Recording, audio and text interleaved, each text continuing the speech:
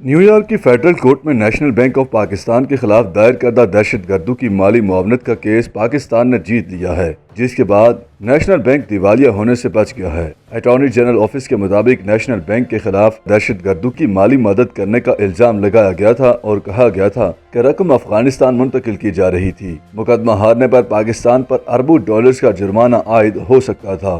سفارتی ذرائع کا کہنا ہے کہ کیس کے مدعی ہیرلڈ براؤن سینئر نے بینک کے خلاف دائر کیس واپس لے لیا ہے، جس کے بعد تمام الزامات ختم ہو گئے ہیں۔ یہ معاملہ پاکستان کے لیے کتنا حساس تھا، اس کا اندازہ یوں لگایا جا سکتا ہے کہ اگر بینک کے خلاف فیصلہ ہو جاتا تو وہ دیوالیہ ہو سکتا تھا۔ یاد رہے کہ اس سے پہلے رواں برس امریکی فیڈرل ریزرو بورڈ نے نیشنل بینک پر 2 کروڑ 4 لاکھ ڈالرز جرمانہ عائد کیا تھا۔ اس کے علاوہ نیو یارک کے محکمہ برائے مالیاتی خدمات نے بھی بار بار عدم تعمیل پر بینک کو 3.5 کروڑ ڈالرز کا جرمانہ کیا تھا۔ یوں جرمانے کی مجموعی رقم 5.5 کروڑ امریکی ڈالرز تک پہنچ گئی تھی۔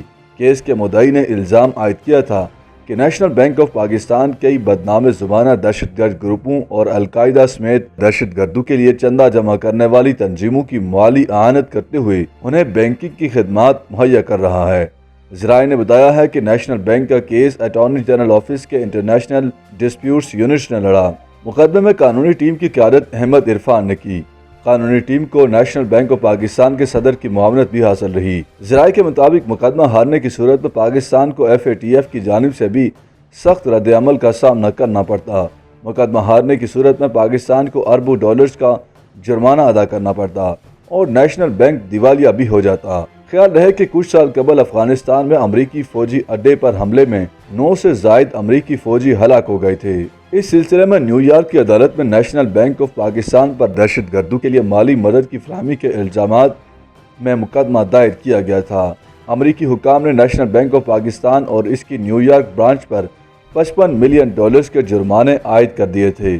ریاست نیو یارک کے superintendent of financial services Adrienne A Harris اور امریکہ کے مرکزی بینک US فیڈرل ریزرو نے ان جرمانوں کو عائد کیا تھا۔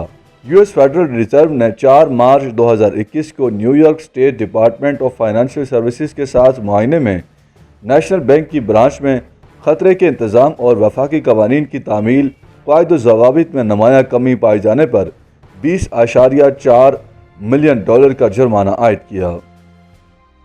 YouTube پر گوگلی نیوز دیکھنے کے لیے youtube.com کی سرچ بار میں گوگلی نیوز TV ٹائپ کریں۔ گوگلی نیوز کے پیج پر سرخ رنگ کے سبسکرپشن والے بٹن پر کلک کرنا نہ بھولیے۔ YouTube پیج پر اپلوڈ ہونے والی ویڈیوز سے باخبر رہنے کے لیے بیل آئیکن پر کلک کیجیے۔ آپ کو ہر نئی ویڈیو کے بارے میں نوٹیفیکیشن موصول ہو جائے گا۔